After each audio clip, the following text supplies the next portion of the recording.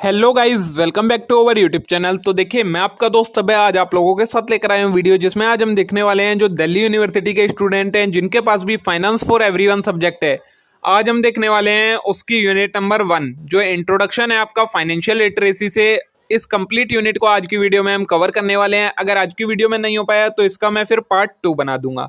तो बिना देर के शुरू करते हैं हम अपनी आज की वीडियो। उससे पहले अगर आपने अभी तक चैनल को सब्सक्राइब ना करा हो तो चैनल को जरूर सब्सक्राइब कर लें। इस टाइप के और कंटेंट के लिए वीडियो को लाइक करना ना भूलें और वीडियो को अपने सभी दोस्तों के साथ शेयर जरूर करें। अगर आपको एक पीडीएफ मतलब नोट्स की ये पीडीएफ चाहिए तो आप टेलीग्राम चैनल को ज्वाइन कर लीजिए। टेलीग्राम चैनल का लिंक आपको यूट्यूब चैनल के जो अबाउट सेक्शन होता है उसमें आपको टेलीग्राम चैनल का लिंक पिन मिल जाएगा, वहां से आप इसे ज्वाइन कर लीजिए। वहां पर आपको ये नोट्स अपलोडेड मिल जाएंगे। तो चलिए अब शुरू करते हैं हम अपनी आज की वीडियो और देखते हैं इस कंप्लीट यूनिट को।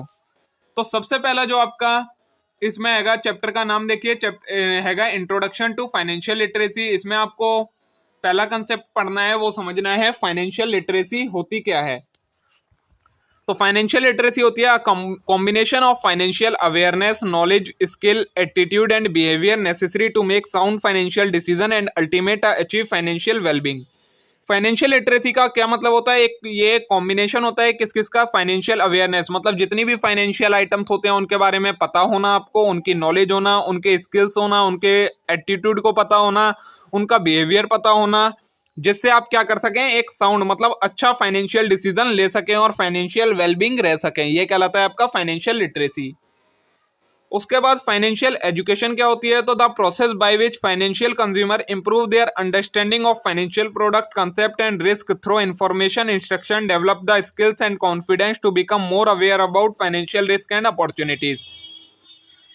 तो फाइनेंशियल एजुकेशन एक प्रोसेस होता है जिसकी मदद से क्या होता है, जो फाइनेंशियल कंज्यूमर होते हैं मतलब वो सभी लोग जो फाइनेंशियल किसी भी टाइप के फाइनेंशियल डिसीजन लेना चाहते हैं, वो अपनी अंडरस्टैंडिंग मतलब समझने की शक्ति फाइनेंशियल प्रोडक्ट से रिलेटेड, उनसे रिलेटेड रिस्क को मतलब इम्प्रूव कर पाते हैं। किसकी मदद से? जो इंफॉर्मेशन होती है, इंस्ट्रक्शन, डेवलप, स्किल्स, कॉन्फिडेंस, इन सब की मदद से वो अपने ये अंडरस्टैंडिंग को और स्किल्स को इम्प्रूव कर पाते हैं। वो प्रोसेस कहलाता है आपका फाइनेंशियल एजुकेशन।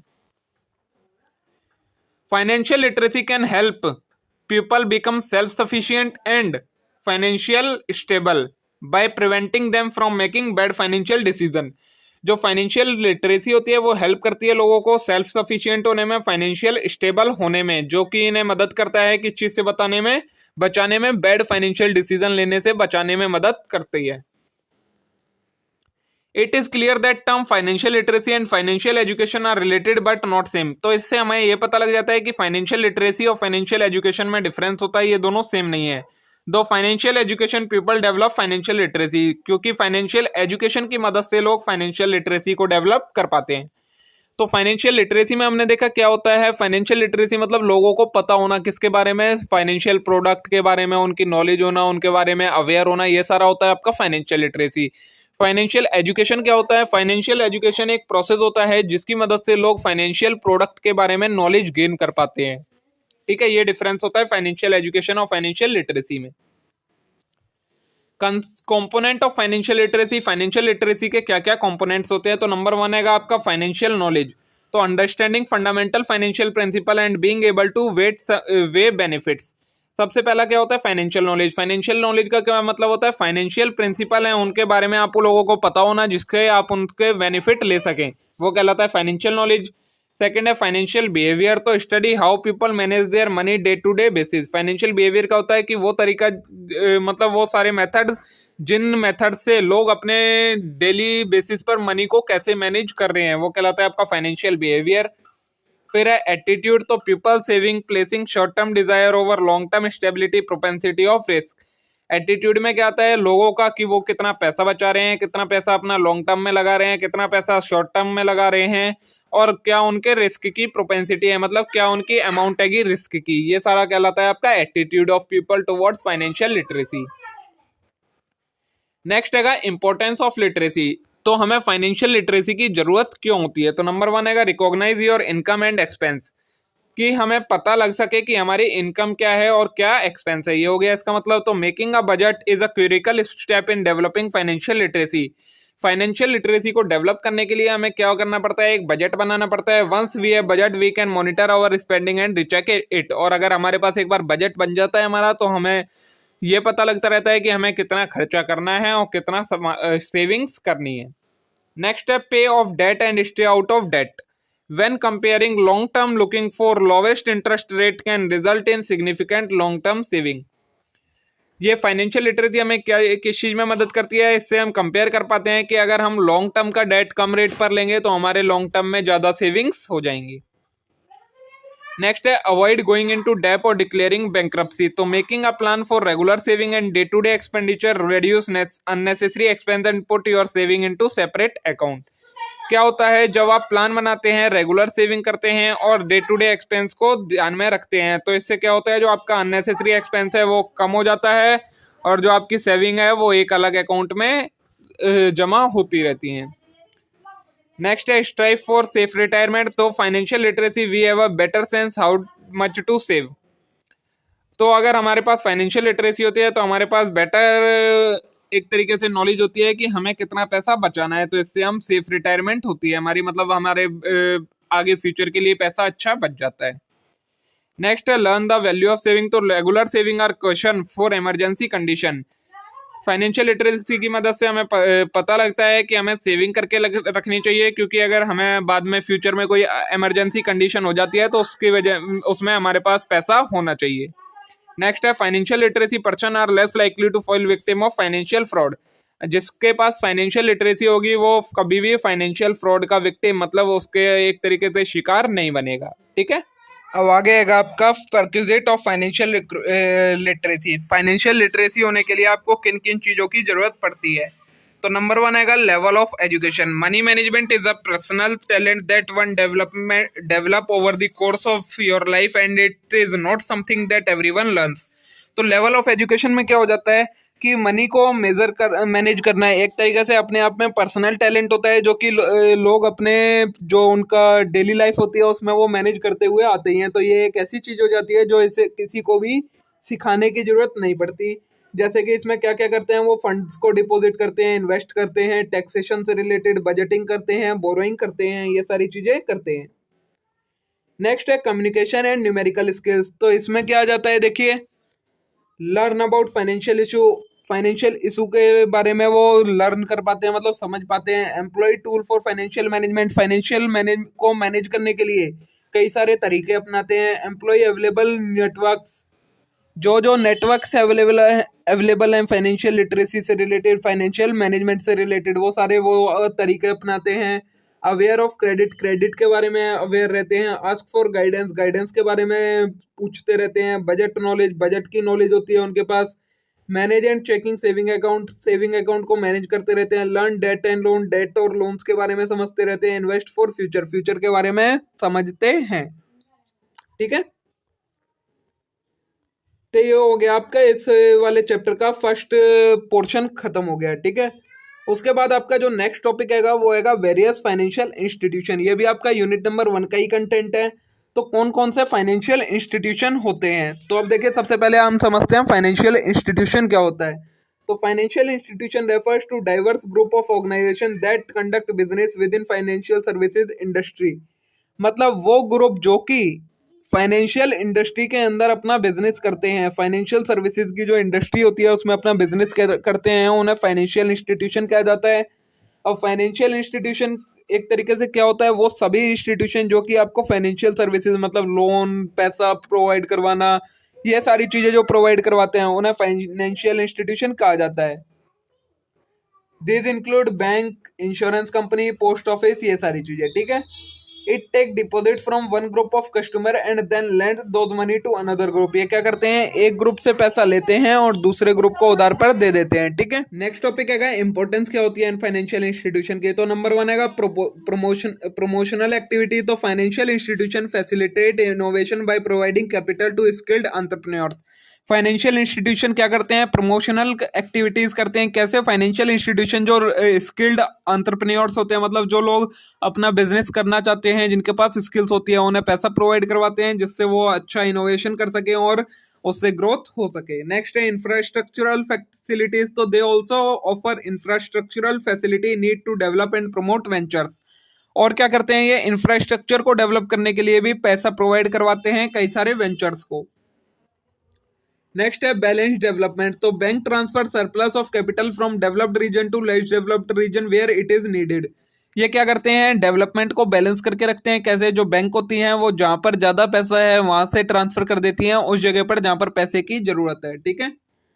फिर आएगा एम्प्लॉयमेंट जनरेशन, तो channelizing the fund from investment and accelerating industry generate employment for educated people.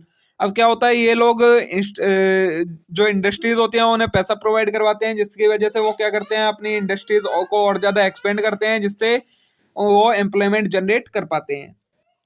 Next है functions of financial institution. Financial institution होते हैं उनके क्या क्या फंक्शंस होते हैं। तो नंबर वन आता है financial institution is an intermediary to convert short term liability in long term investment.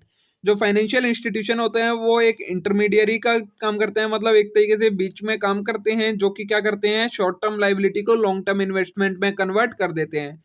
For example insurance company customer pay premium to insurance provider who is responsible for setting any damage claim. Insurance company is responsible for calculate premium so that total amount received is sufficient to pay liability of number of damages claim। Example के लिए दे रखा है कैसे करते हैं ये short term liability को long term investment में कन्वर्ट। मान लीजिए आपने किसी इंश्योरेंस कंपनी के साथ कोई इंश्योरेंस करवा रखा है, उसके लिए आपको प्रीमियम पे करनी पड़ती है। अब प्रीमियम आप क्यों पे करते हैं कि अगर कोई आगे चलकर इमरजेंसी होती है तो इंश्योरेंस कंपनी आपको उसके अगेंस्ट रिस्क प्रोवाइड करवाएगी। अब नेक्स्ट है इस तरीके से ये क्या करते हैं लॉन्ग शॉर्ट टर्म जो आपकी लाइबिलिटी थी उसे उन्होंने इन्वेस्टमेंट में कन्वर्ट कर दिया।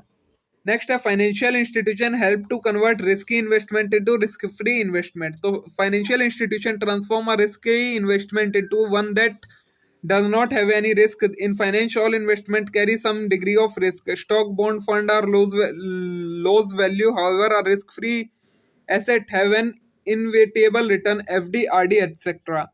फाइनेंशियल इंस्टीट्यूशन क्या होते हैं करते हैं जो रिस्की इन्वेस्टमेंट होती है उनकी जगह आपको रिस्क फ्री इन्वेस्टमेंट प्रोवाइड करवाते हैं। रिस्की इन्वेस्टमेंट कौन कौन सी हो जाती हैं? जो आपके स्टॉक, बॉन्ड, शेयर्स होते हैं ये सारे आपके रिस्की इन्वेस्टमेंट में आते हैं। लेकिन जो फाइनेंशियल इंस्टीट्यूशन होते हैं वो आपको ज्यादातर कौन सी प्रोवाइड करवाते हैं? जो रिस्क फ्री होते हैं, जैसे कि FD, RD, ये सारी चीजें।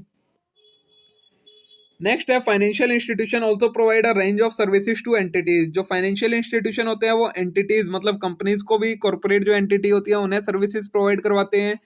इन case lender will ask borrower to send financial statement regularly, the bank may monitor the borrower's current situation and capacity to repay the loan. इसमें क्या होता है जो कंपनीज होती हैं उनसे मांगी जाती है कि आपकी जो रेगुलर फाइनेंशियल स्टेटमेंट है और आप हमें दें जिसके बेसिस पर हम आपको लोन प्रोवाइड करवा सकें।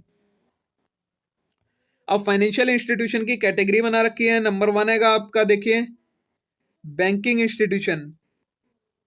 तो bank provide financial services like withdrawal and deposit, mortgage and loan to customer. Bank also facilitate monetary transaction through card, electronic fund transfer etcetera. Banking institution क्या होते हैं? तो बैंक आपको प्रोवाइड करवाती है कई सारी फाइनेंशियल सर्विसेज जैसे कि पैसों को निकालना, जमा करना, मॉर्गेज मतलब उधारी पर देना, कस्टमर्स को लोन देना। बैंक्स और क्या क्या देते हैं आपको? कई सारी मॉनेटरी ट्रांजैक्शन की फैसिलिटी जैसे कि कार्ड से आप ट्रांजैक्शन कर सके, कहीं भी इलेक्ट्रॉनिक फंड ट्रांसफर कर सके, ये सारी सर्विसेज भी प्रोवाइड करवाते हैं। बैंक की इंपॉर्टेंस क्या होती है? तो नंबर वन है कि encourage people to save money. तो bank attract depositor by introducing safe and attracting deposit scheme and providing high rate of interest. Bank क्या करती हैं डिपॉजिटर्स को अट्रैक्ट करती हैं कि वो सेफ और अट्रैक्टिव डिपॉजिट कर सकें। किसकी मदद से? उन्हें अच्छा इंटरेस्ट प्रोवाइड करवा के उन्हें अट्रैक्ट करती हैं जिससे वो डिपॉजिट करें। नेक्स्ट है the facility of capital transfer. तो bank send money from one place to another quickly at less rate. Bank और क्या किस लिए इंपॉर्टेंट है? तो ये कहीं से कहीं भी पैसा बहुत कम रेट में ट्रांसफर कर देती हैं। नेक्स्ट है finance, trade, commerce, industry and agricultural. तो bank collect small savings and use them for production. They provide timely financial assistance to trader and industrialist. Bank क्या करती हैं छोटी छोटी जगहों से पैसा इकट्ठा करती हैं, मतलब लोगों से इकट्ठा करती हैं और उन्हें किन्हें प्रोवाइड करवा देती हैं? इंडस्ट्रियलिस्ट को प्रोवाइड करवा देती हैं जिससे वो अपना डेवलपमेंट कर सके और लोगों को भी डेवलप कर सके। नेक्स्ट है एड टू गवर्नमेंट। तो bank provide financial assistance to government by purchasing government bond, certificate, debenture etcetera. जो बैंक्स होती हैं वो गवर्नमेंट को भी फाइनेंशियल सर्विसेज प्रोवाइड करवाती हैं, उनके बॉन्ड्स को खरीदकर, उनके डिबेंचर्स को खरीदकर और कई सारी फैसिलिटीज। अब बैंक के टाइप दिए गए हैं। फर्स्ट होती है जो आपकी सेंट्रल बैंक है। सेंट्रल बैंक ऑफ इंडिया कौन सी है? RBI, Reserve Bank of India. Function क्या क्या है आरबीआई के? Regulate supply of money, money की सप्लाई को रेगुलेट करना। Look after the money of central government, central government की मनी क्या है उसे ध्यान में रखना। Issuer of notes except ₹1, notes issue करने का काम सेंट्रल बैंक का है। सिर्फ ₹1 का नोट सेंट्रल गवर्नमेंट इशू नहीं करती है, वो सेंट्रल बैंक इशू नहीं करती है। नेक्स्ट है control the functioning of all bank, सभी बैंकिंग, बाकी जितने भी तरीके की बैंक होती है उन सभी की फंक्शनिंग, मतलब उनके कामकाज को ध्यान में रखना। एडवाइजरी ऑफ गवर्नमेंट, और एज अ गवर्नमेंट का एडवाइजरी काम करना। ये 5 फंक्शन होंगे सेंट्रल बैंक के। उसके बाद आती है आपकी कमर्शियल बैंक। तो they accept deposit, offer to check account services, does business, personal and mortgage loan, open saving account of individual. Commercial bank कौन सी होती हैं? जो डिपॉजिट कलेक्ट करती हैं, उन्हें लेंड करती हैं, मतलब लोन पर प्रोवाइड करवाती हैं दूसरे लोगों को, और सेविंग अकाउंट मेंटेन करती है इंडिविजुअल्स का। अब ये कमर्शियल बैंक 3 तरीके की होती है: public sector commercial bank, private sector commercial bank और फॉरेन सेक्टर कमर्शियल बैंक। उसके अलावा होती है हमारी कोऑपरेटिव बैंक, थर्ड साइज की। तो थर्ड टाइप की, तो it is a small size financial entity whose member are bank owner and customer, they are manage regulated by RBI and registered under state cooperative act. Cooperative banks कौन सी होती हैं? वो bank जिनके member में से ही कोई उसका ओनर होता है और बाकी सारे उसके कस्टमर होते हैं, जो कि आरबीआई रेगुलेट करती है और स्टेट कोऑपरेटिव एक्ट है उसे रेगुलेट करता है। नेक्स्ट है आपका इंश्योरेंस सेक्टर। आपने अभी बैंकिंग सेक्टर के बारे में पढ़ा, अब है आपका इंश्योरेंस सेक्टर। अभी आपको ये टेंशन लेने की जरूरत नहीं है, आगे के चैप्टर में आपको इन्हीं सभी टॉपिक्स को, ये टाइप्स हैं, इन्हीं को बहुत ही ज्यादा डिटेल में पढ़ना है। तो इंश्योरेंस सेक्टर में, insurance is a contract between 2 parties. Insurance क्या होता है? 2 पार्टीज के बीच का कॉन्ट्रैक्ट होता है। The individual is called insured and insurance company called insurer. जो पर्सन इंश्योरेंस करवाता है उसे इंश्योर्ड कहा जाता है, और जो इंश्योरेंस कंपनी इंश्योरेंस करती है उसे इंश्योरर कहा जाता है। Insurance company assure to make good the insured loss on accident. किसी भी तरीके के एक्सीडेंट पर जो इंश्योर्ड पर्सन है, मतलब जो इंश्योरेंस करवा रहा है, उसको जो भी लॉस होगा उसे कौन बियर करेगा? इंश्योरेंस कंपनी बियर करेगी, ये उसे एश्योरेंस दी जाती है। इंपॉर्टेंस क्या होती है इसकी? तो नंबर 1 स्प्रेड रिस्क। तो insurance company promise to safeguard investor lives and property. तो ये रिस्क को एक तरीके से स्प्रेड करते हैं, मतलब फैलाते हैं। कैसे? इंश्योरेंस कंपनी क्या प्रोमिस करते हैं लोगों को कि अगर उन्हें किसी भी तरीके का लॉस होता है किसी भी चीज से रिलेटेड, चाहे लाइफ से रिलेटेड चाहे प्रॉपर्टी से रिलेटेड, तो उन्हें इंश्योरेंस प्रोवाइड करवाया जाएगा। नेक्स्ट है एश्योरेंस। तो asset and financial risk associated with public और private sector are covered by insurance product.